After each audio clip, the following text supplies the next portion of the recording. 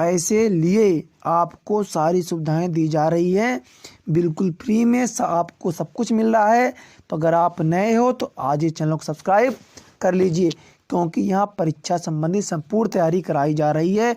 जो भी समस्याएं हैं तो आप हमसे संपर्क करके अपनी समस्या समाधान कर सकते हैं। चलिए शुरू करते हैं वीडियो। हमारा पहला क्वेश्चन है, पूर्णतः बिलोचदार मार्क किसे कहते हैं? पूर्णतः बिलोचदार मार्क किसे कहते हैं? अगर वीडियो क्वालिटी कम है तो आप परेशान ना हो, इसका पीडीएफ हम अपने व्हाट्सएप ग्रुप पे डाल देंगे। अगर आप नए हैं तो ग्रुप में जुड़ जाइएगा, लेकिन पहले आप क्वेश्चन को समझ लीजिए, वीडियो पूरा देखिए ताकि आपको याद ना करना पड़े, रटना ना पड़े, ठीक है ना। तो चलिए शुरू करते हैं। यानी क्वेश्चन है कि पूर्णतः बिलोचदार मार्क किसे कहते हैं? तो जब किसी वस्तु की कीमत में अत्यधिक परिवर्तन होने पर भी उसकी मांग में बिल्कुल परिवर्तन ना हो तो ऐसी दशा को पूर्णतः बिलोचदार मांग कहते हैं। समझे बात को आप? यानी कोई वस्तु है, उसकी कीमत में परिवर्तन हो गया है, ठीक है ना, बहुत ज़्यादा परिवर्तन हुआ, लेकिन उसकी मांग में कोई परिवर्तन नहीं हुआ। मैं समझा रहा हूँ, समझे मेरी बात। जैसे मान लीजिए आलू है, अगर आलू सस्ती हो जाए, है ना, या महंगी हो जाए, सस्ती हो जाए तो मांग फिर भी ना बढ़े, महंगी हो जाए तो फिर भी मांग ना बढ़े। यानी कि जब किसी वस्तु की कीमत में अत्यधिक परिवर्तन होने पर भी उसकी मांग में बिल्कुल परिवर्तन ना हो तो ऐसी दशा को पूर्णतः बिलोचदार मांग कहते हैं। ठीक है बेटा, आप लोग समझ गए होंगे कि जब किसी वस्तु की कीमत में अत्यधिक परिवर्तन होने पर भी उसकी मांग में बिल्कुल परिवर्तन ना हो तो ऐसी दशा को पूर्णतः बिलोचदार मांग कहते हैं।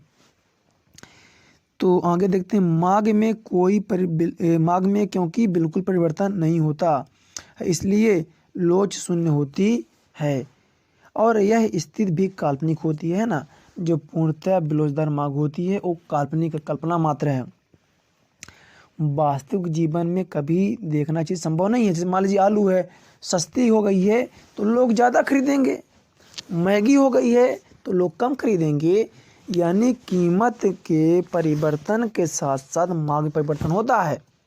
भाई देखिए, जब आलू सस्ती है तो लोग जो घर में 1 किलो खाते हैं 2 किलो खाएंगे, महंगी है तो आधा किलो ले जाएंगे, समझे। यानी कि पूर्णतः बिलोचदार मांग क्या है कि जब किसी वस्तु की कीमत में अधिक परिवर्तन होने पर भी उसकी मांग में बिल्कुल परिवर्तन ना हो तो ऐसी दशा को पूर्णतः बिलोचदार मांग कहते हैं। मांग में क्योंकि बिल्कुल परिवर्तन नहीं होता है इसलिए लोच शून्य होती है। यह स्थिति भी काल्पनिक होती है जो वास्तविक जीवन में देखने को नहीं मिलती है। चलिए अगला क्वेश्चन देखते हैं, ठीक है ना। आप इसका आंसर लिख लीजिएगा। अगर वीडियो क्वालिटी बढ़िया नहीं है तो हम व्हाट्सएप नंबर दे देंगे, तो आप वहाँ से आप इसका पीडीएफ ले लीजिएगा। अगला क्वेश्चन है कि उदासीनता मानचित्र क्या है? उदासीनता मानचित्र क्या है ना। तो एक उदासीनता वक्र संतुष्ट के निश्चित स्तर को बताता है। क्या करता है? संतुष्टि के निश्चित स्तर को बताता है। यदि भिन्न भिन्न संतुष्टि स्तरों को बताने वाले विभिन्न उदासीनता वक्रों को एक साथ प्रदर्शित किया जाए तो उसे उदासीनता मानचित्र कहते हैं। समझें कि एक उदासीनता जो वक्र होता है संतुष्ट के निश्चित स्तर को बताता है। जो उदासीनता वक्र होता है संतुष्टि के निश्चित स्तर को बताता है।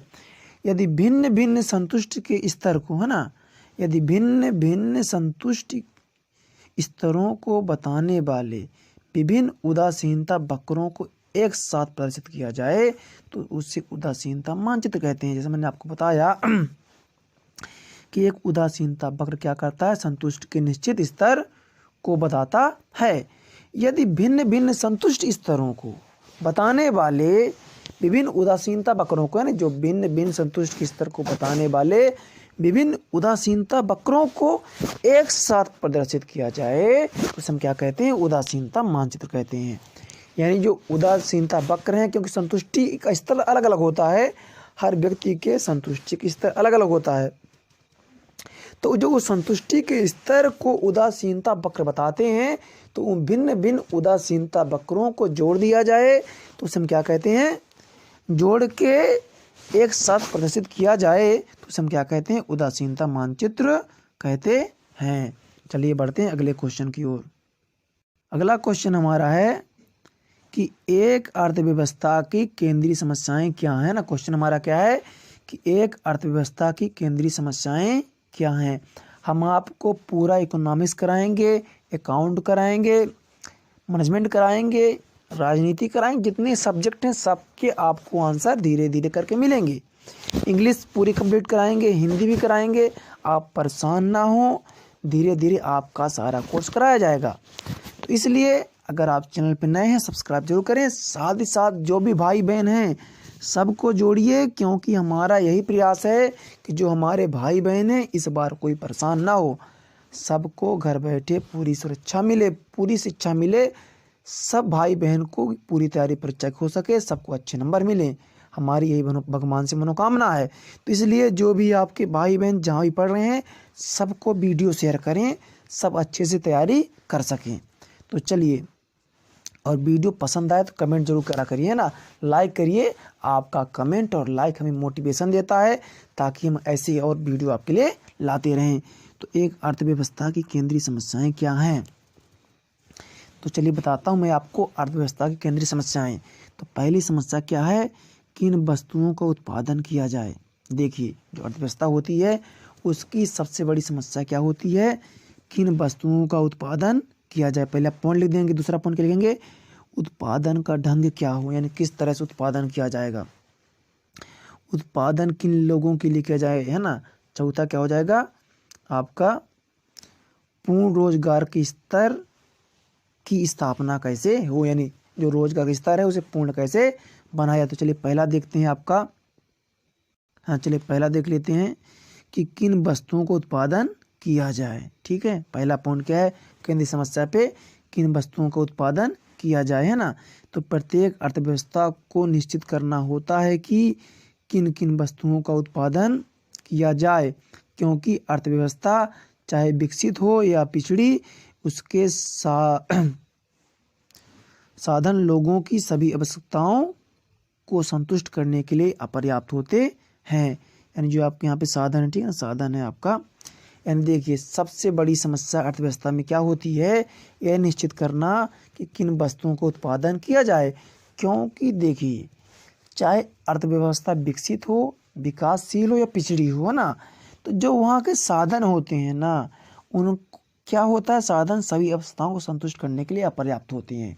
जो मनुष्य की इच्छाएं होती हैं वो अनंत हैं, यानी सबकी इच्छाओं को संतुष्ट कर पाना मुश्किल वाला काम है। तो इसलिए सबसे बड़ी समस्या है कि किन वस्तुओं का उत्पादन किया जाए। चलिए दूसरा पॉइंट देखते हैं।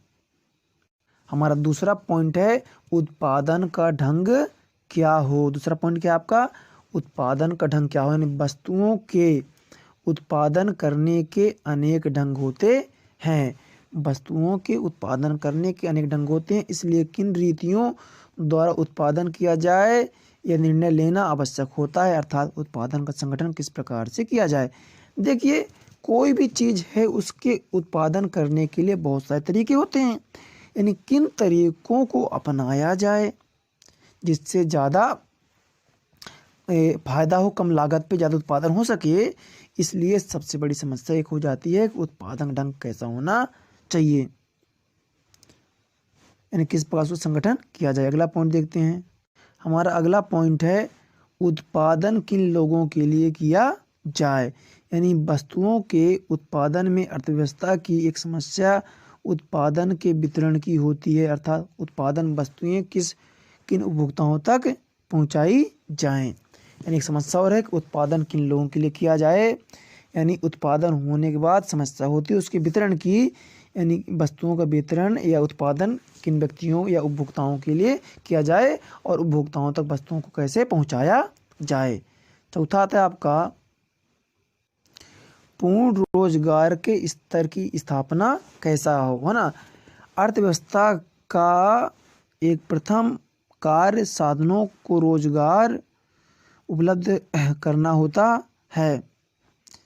साधनों की सीमित तथा असीमित आवश्यकताओं के बावजूद उत्पादन के यह साधन बेरोजगार रह जाते हैं। अतः अर्थव्यवस्था कैसी भी हो उसके लिए पूर्ण रोजगार के स्तर को प्राप्त करना एक अनिवार्यता है। यानी कि देखिए, कोई भी देश हो, चाहे विकसित हो या विकासशील देश हो, उस देश का विकास तभी होगा जब सबको रोजगार मिलेगा, क्योंकि जब सारे व्यक्ति धन संपन्न होंगे तो देश अच्छा ही होगा। तो एक सबसे बड़ी समस्या है कि पूर्ण रोजगार के स्तर की स्थापना कैसे की जाए। 4 समस्याएं इसकी हैं। चलिए एक क्वेश्चन और देखते हैं कि स्थिर लागत व परिवर्तनशील लागत में अंतर स्पष्ट कीजिए, है ना। स्थिर लागत और परिवर्तनशील लागत में अंतर स्पष्ट करना है। तो एक तरफ आप ले लीजिए स्थिर लागत और एक तरफ परिवर्तनशील लागत। चलिए देखते हैं स्थिर लागत क्या होती है। तो हमारी स्थिर लागत क्या है, तो स्थिर लागतों का संबंध अल्पकाल में उत्पादन के स्थिर साधनों से होता है। स्थिर लागतों का संबंध अल्पकाल में उत्पादन के स्थिर साधन, अल्पकाल मतलब थोड़े समय में, उत्पादन जो साधन स्थिर उससे होता है। परिवर्तनशील लागतों का संबंध अल्पकाल में परिवर्तनशील साधनों से होता है। इसमें क्या होता है, परिवर्तनशील साधनों से होता है और इसमें स्थिर साधनों से होता है। दूसरा अंतर है उत्पादन की मात्रा में परिवर्तन का स्तर लागतों पर कोई प्रभाव नहीं पड़ता है। उत्पादन की मात्रा परिवर्तित होने पर परिवर्तनशील लागतें परिवर्तित हो जाती हैं। देखिए इसमें जो उत्पादन की मात्रा में परिवर्तन से कोई प्रभाव नहीं पड़ता है, इसमें उत्पादन की मात्रा परिवर्तित होने पर लागतें भी परिवर्तित हो जाती हैं। तीसरा देखते हैं, अल्पकाल में उत्पादन बंद हो जाने पर भी स्थिर लागतें वहन करनी पड़ती हैं। अल्पकाल में उत्पादन बंद हो जाने पर परिवर्तनशील लागतें शून्य हो जाती हैं। इनमें लागत को वहन करना पड़ता है, परिवर्तनशील लागतें क्या होती हैं, शून्य हो जाती हैं। चलिए अगला देखते हैं। चौथा अपना है कुल उत्पादन में से परिवर्तनशील लागतें हटाने पर स्थिर लागतें प्राप्त होती हैं। अगर इसमें हल करना तो क्या करें हम लोग, कुल लागत में से परिवर्तनशील लागत घटाने पर हमें स्थिर लागत प्राप्त होती है। इसमें कुल उत्पादन में से स्थिर लागतें घटाने पर परिवर्तनशील लागतें प्राप्त होती हैं। देखिए अगर इसका आपको PDF चाहिए तो हमारे व्हाट्सएप ग्रुप 7987374158 से जुड़ जाइए। इसमें कर दीजिए इसमें अपना नाम, क्लास, है ना, और सब्जेक्ट, और इसका आपको PDF मिल जाएगा। ठीक है, अगर वीडियो पसंद आया हो तो शेयर जरूर करिएगा। नए हैं तो सब्सक्राइब जरूर कर लीजिए। मिलते हैं अगले वीडियो पे।